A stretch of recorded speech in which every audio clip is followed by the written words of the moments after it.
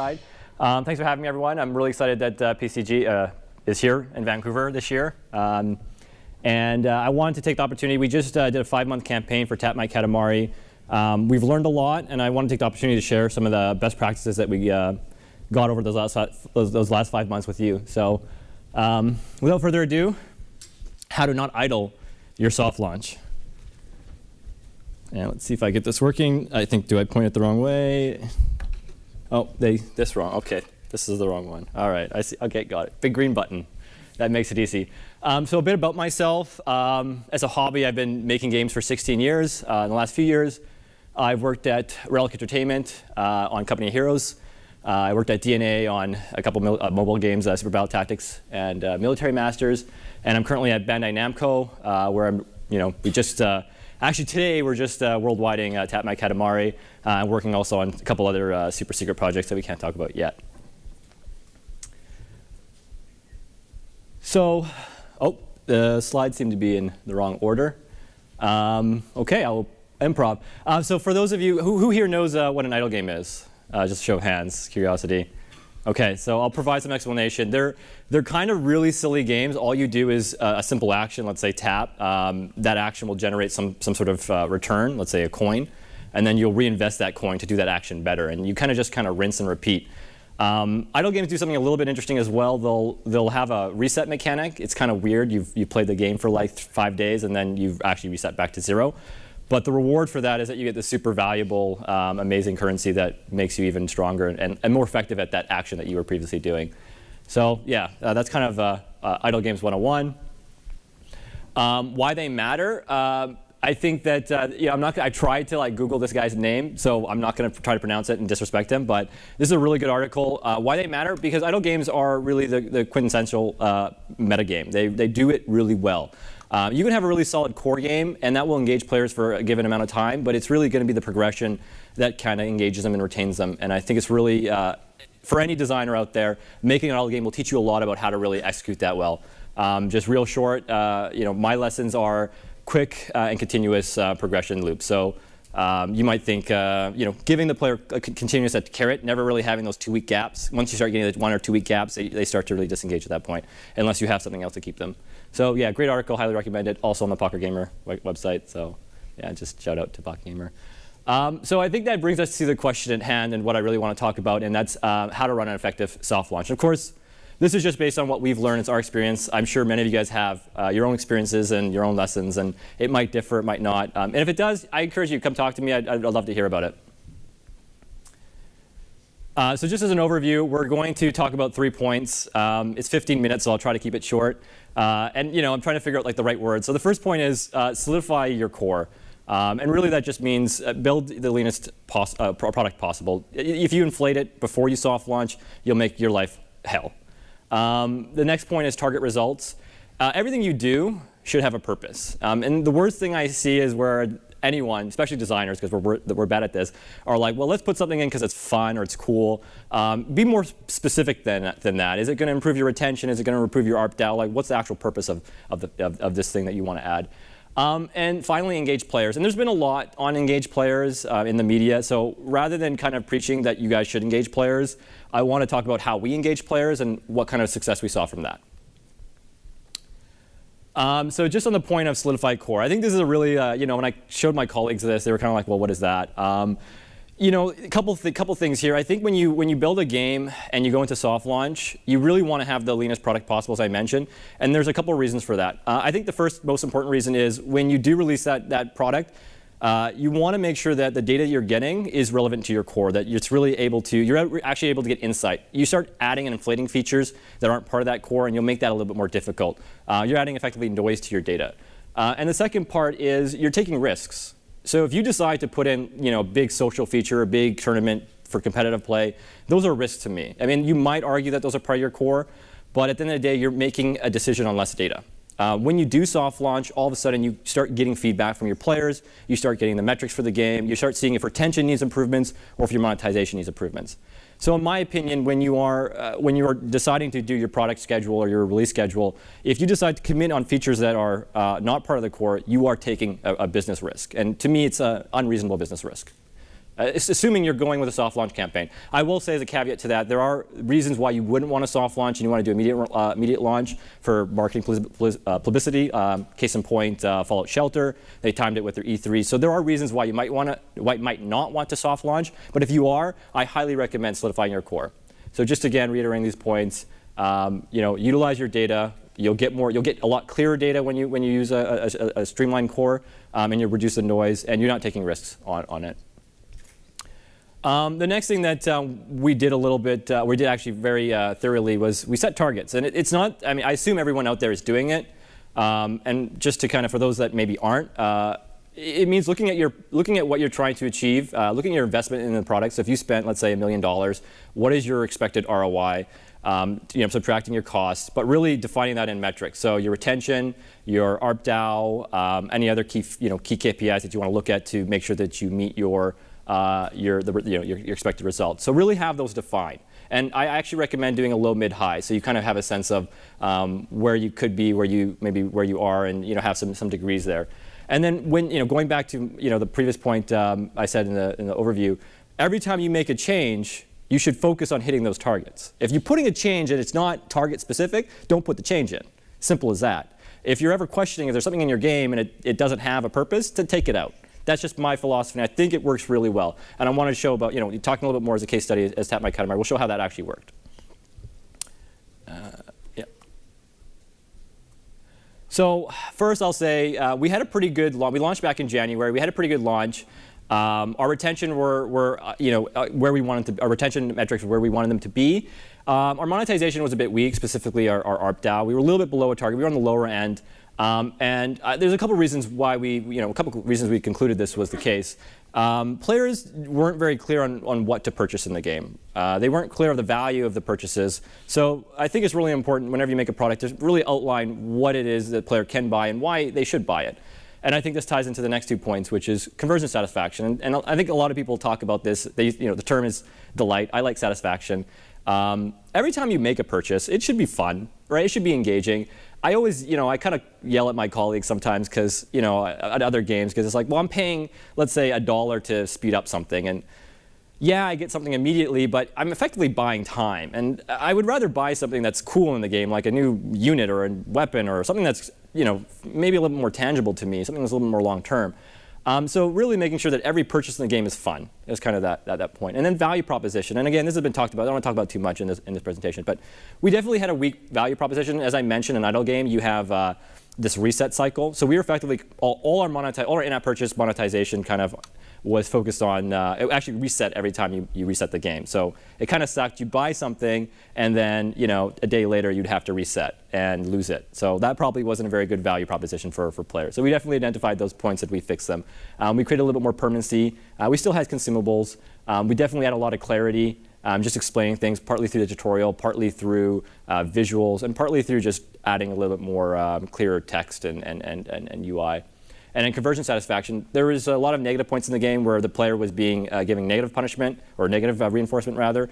So we removed that and just focused on positive experiences. You're always getting something to make you better. You're never avoiding a punishment to pay, or paying to avoid a punishment rather. And the results were great. So over that 5-month campaign, we increased our ARPDAU by 260%. So I think that was great. Huge shout out to the team. And with that, our in-app purchase conversion went up 230%. And again, it was really looking at a lot of key things, understanding our game, using our intuition, using our different data available to us, and as I'll mention later in this talk, using engaging players. So yeah, we saw a lot of success with that, and we're quite happy with where we're at right now going into worldwide. So the next point is engage players, and again, I want to talk more about how we did it, and I don't know if this is going to work. So. IT, is this going to work? I can't, no? Okay, so it's not going to work. But this was a really cool video about this guy that was, for those of you who don't know, there are services out there that allow you to effectively set up criteria to search for players. Let's say you want idle players and you want people who play mobile games twice a week and whatever, they're males between the age of 10 and 15. You can send this to these companies and they'll, they have this whole pool of users that will then run these tests for you. So you can actually give your game to players, see the result, and actually see what they're doing. And this sounds like a really simple thing. It's really simple that anyone should be doing. It probably takes no more than an hour to set up, and it will give you a lot of insight. So for example, in this guy's he gave us a lot of input on our first-time user experience, certain things that he understood, there's certain things that he didn't understand. And of course, take that with a grain of salt. It's qualitative data, so and you're not getting numerous amounts of data, and if you are, then you have a huge team that's anyways. So you're probably just getting a small sample size, so take it for what it is. Don't knee-jerk and say, oh, we should change this right away. Triangulate the data, of course. But it was super valuable. It gave us insight that data just can't give you. And it gave us insight very quickly. So a day turnaround for a test. So we can make a change, put it live, in a day I can get the feedback back from players. So for those who are interested, I think one website, I don't know if we're allowed to advertise, I don't know if it's advertising, but usertesting.com is what we use, and we've been pretty happy with them. So another big engagement point for us has been we've set up forums. And this is a common thing, set up forums, okay, everyone does that. But one other step that we did there, every time we updated the game, we had a community icon pop up into your HUD. It was a permanent icon that, well, permanent in the sense that it was permanent is on the main HUD until you clicked it, then it'd be removed. But this directed players to the forums. And I'm sure some people kind of got angered by this because it sucks when you're playing a game and you get taken to another screen.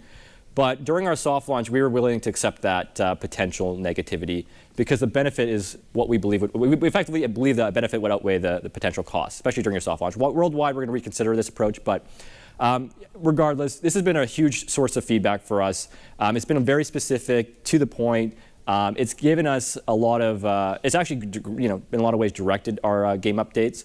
And I can't recommend this enough. But really, make sure that you create features that direct players to your forums. If they're just finding it organically, I think you guys know that, especially in soft launch, it's really hard to get that organic traffic. You're probably not going to get as many responses as you like. So yeah, we've had a number of. I think we've had over 100 topics in the 5-month period. Players providing things that they like, what they don't like. Every time we do an update, we can get direct feedback.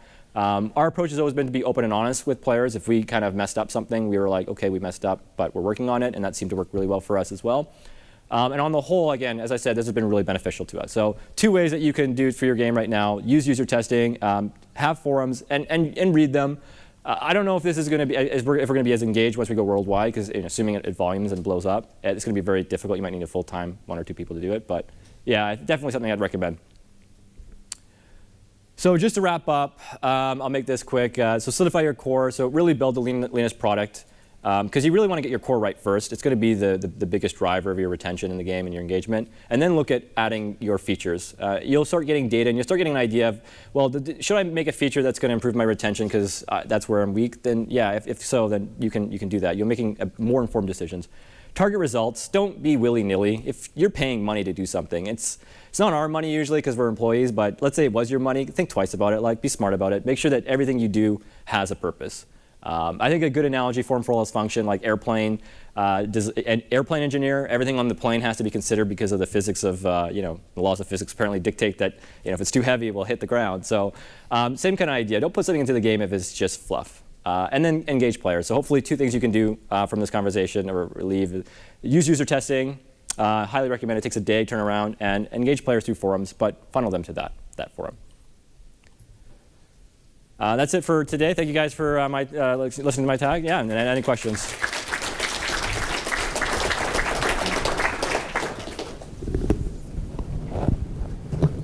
No questions. You guys, come on. I mean, All right. Thank you. Oh, we got Christoph. Yes. I can tell your voice. Targets. So how do you set up targets for retention, monetization? Are those going to be dictated? That's actually a good point. So we're looking at market trends for the genre. So what we can expect, let's say, if it's idle game, looking at idle games, what their performance is, using App Annie and other forms of data, maybe Facebook as well. And then actually, I think there's been a couple of GDC talks on idle games that's provided some metrics as well, so that kind of gives you some insight. But yeah, generally look at what your competing market is and use that to set your benchmarks. And then obviously you got to be cost. If you're spending twice as much as your competitors, then you're going to have to perform twice as good, if not better. Yeah. Any other questions? This one at the back. Oh, sorry, I can't see because there's a big light in my face. So one in the back. Yeah. Thank you. Which countries did you choose to soft launch in, and what was your strategy behind that? Okay, so we chose to soft launch. Originally, we chose to soft launch in Canada, UK, Australia, and New Zealand. Well, first point, we needed a large enough sample size, so that brings us to about 100 million users. Second point, to do with, I forget the second point actually. I think it was because we I think the Canada. Oh, right. Just ignore the second point. I can't remember. Yeah, so I'm not going to embarrass myself. Okay. Any other questions? Yeah, right here. When doing a soft launch, you mentioned that everything has a purpose, and you have to track everything. Oh. Okay. I was just wondering, during a soft launch, do you guys prioritize which targets you have to hit first? So say, Yes. for example, in retention or in monetization, etc. Yeah, so again, using those benchmarks that we set, we looked at where it's weakest, and doing some analysis, you can determine where your best bang for your buck's going to be. So you can you can do analysis like if you can increase retention by 10%, it's going to result in X% ROI increase. So that's basically what we did. So if our retention was low and it was below our targets, that's what we focused on. If our monetization was low, that's what we focused on. And then also looking at kind of what's not recorded in the data, looking at the user experience, definitely a lot of quality of life improvements as well, just to improve things overall. Yeah, question over here? What UA channels were you using for the soft launch? That's probably a question for our marketing guy, he's sitting right here. UA channels, I believe we use Facebook and App what? App 11, yeah. Any other questions, guys? No? You guys have been great. Oh, right here, sorry. Sorry, there's a big light, so if anyone can see the question, I think there's a hand over here. You mentioned redirecting to the forums. Can you describe a little more detail the context in which that redirection was presented from the game? Yeah, so what happens is whenever we pushed a server-side or client update, we could trigger this icon that would appear on the HUD. So when the player loaded the game for the first time, they would have this pulsing icon that's saying, hey, click me. And when they click it, it would take them to the forums. Again, the first time they probably did this, it might have been a little bit frustrating. So again, there's definitely a cost to that. But again, in our analysis, that frustration was outweighed. It's a small target, so that frustration was outweighed by the value they provided. You're saying the icon didn't say forum; it was just something to click. Oh no, it was like a community. Yeah, it was iconized so that it was like it was actually a Reddit icon. So yeah, and then once you click it, it's removed. So it's only a one-time action to try and reduce that frustration as much as possible. Any other questions? All right, thank you guys. You've been great, and I hope you enjoy the rest of the conference. Thank you. Thank you. Thanks.